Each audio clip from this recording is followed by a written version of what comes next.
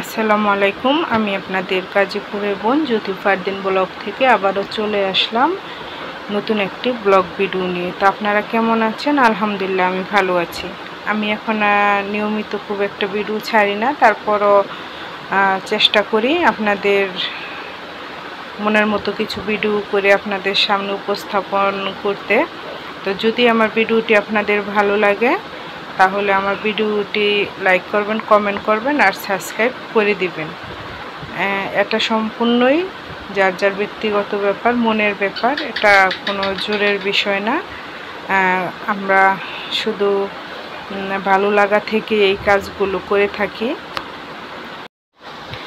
বৈশাখ মাস গিয়ে জ্যৈষ্ঠ মাস চলে আসলো, আর এখন চারিদিকে শুধু ফুলের নয় ফলেরও সুঘ্রাণ ভেসে বেড়াচ্ছে। তো দেখতেই পাচ্ছেন এখন কম বেশি, যেহেতু এটা গ্রাম, সব ধরনের ফলই এই জায়গায় পাওয়া যায়। এগুলো হচ্ছে জামরুল, আবার অনেকে পাইনাপল নামও চিনে, আর করমচা, আম, সব ধরনের ফলই এখন ভরপুর। আর আমাদের এই দিকটায়, গাজীপুরের এই দিকটায় প্রচুর লিচু ধরে। কাঁঠাল বলেন, লটকন বলেন, সব গাছই পরিপূর্ণ। মাশাআল্লাহ ফলও ধরেছে অনেক সুন্দর। তো এখন যেহেতু কাঁঠাল খুব একটা পাকে নেই, তো আজকে আমি কাঁঠালের তরকারি রান্না করব আর আপনাদের সাথে কাঁঠাল রান্না শেয়ার করব। কাঁঠাল আমাদের জাতীয় ফল। শুধু এটা ফল না, এটা সবজি বা তরকারি হিসেবেও খাওয়া যায়, আর খেতে কিন্তু অনেক ভালো লাগে। তো আজকে আমি কাঁঠাল রান্না দেখাবো। কাঁঠাল রান্না করার জন্য আমি প্রথমে গাছ থেকে একটা কাঁঠাল নিয়ে এসেছি। এখন কাঁঠালটা আমি কেটে নিব। আর কাঁঠাল কাটাটা কিন্তু অনেক কষ্টের, খেতে যেমনই সুস্বাদু। এটা কেটে ধুয়ে পরিষ্কার করা ঠিক ততটাই কষ্টের, কারণ এর যে আঠা, এগুলো বটিতে হাতে খুব লেগে সে এক অবস্থা। তো আপনারা কাটার আগে অবশ্যই হাতে সরিষার তেল মেখে নেবেন, তাহলে দেখবেন যে হাতের মধ্যে আঠাটা লাগে ঠিকই, কিন্তু তুলতে অনেক সুবিধা হয়।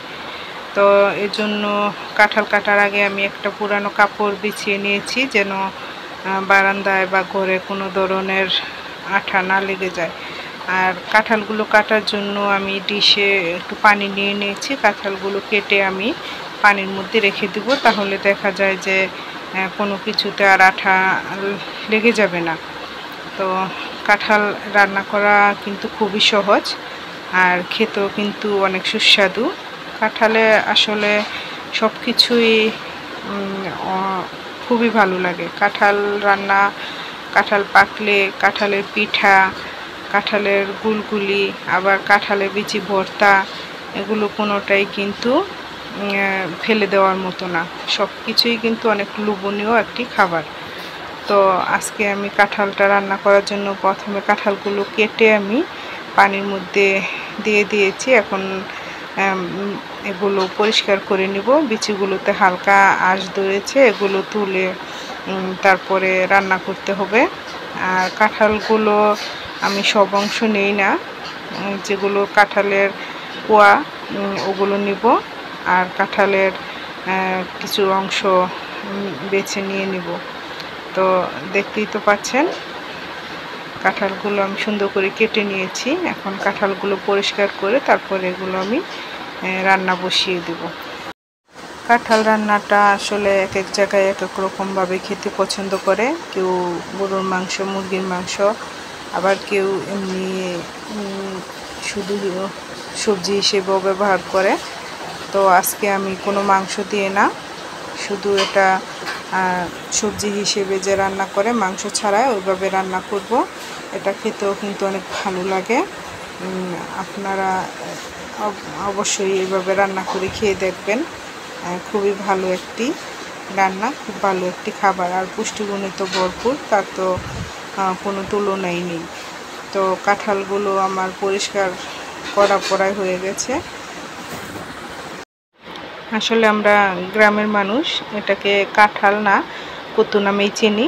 আর কচু রান্না নাম শুনলেই সবাই বুঝতে পারে যে কাঁঠালের যে ছোট সাইজ ওটা আমরা কত নাম চিনি, আর ওটাই রান্নার জন্য পারফেক্ট। তো দেখতেই পাচ্ছেন আমার কাঁঠাল পরিষ্কার করা প্রায় হয়ে গেছে।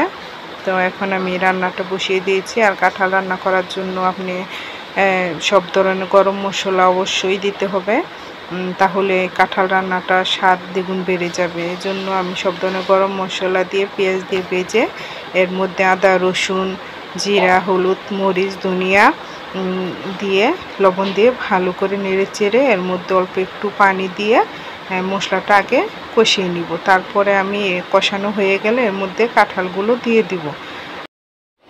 এই কাঁঠালের তরকারি রান্নাটা আমরা খুবই পছন্দ করি।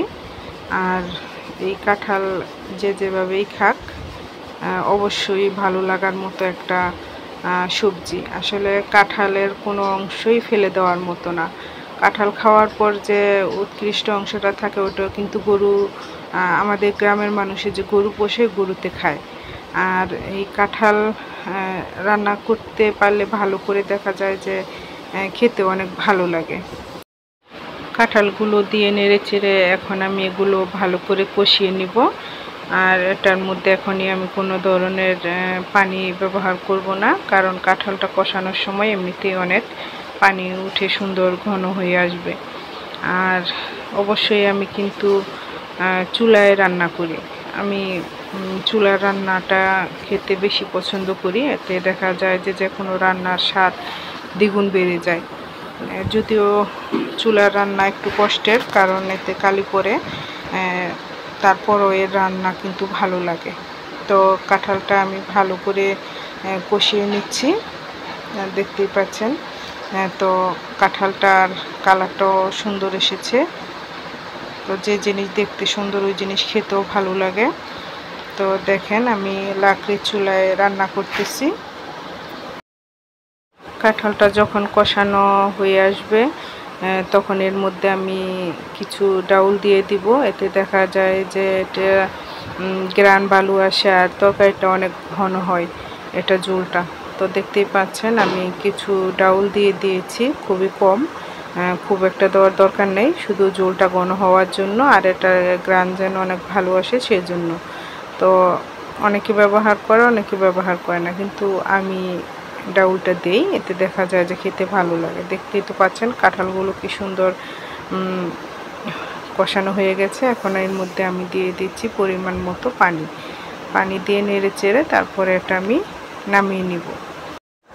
জানি না আপনাদের মনের মতো কোনো কিছু করতে পেরেছি কিনা, তবে আপনারা আমার ভিডিওটি দেখবেন, এতে আমার সার্থকতা। আবারও চলে আসবো নতুন কোনো ব্লগ ভিডিও নিয়ে ইনশাল্লাহ। আল্লাহ হাফেজ।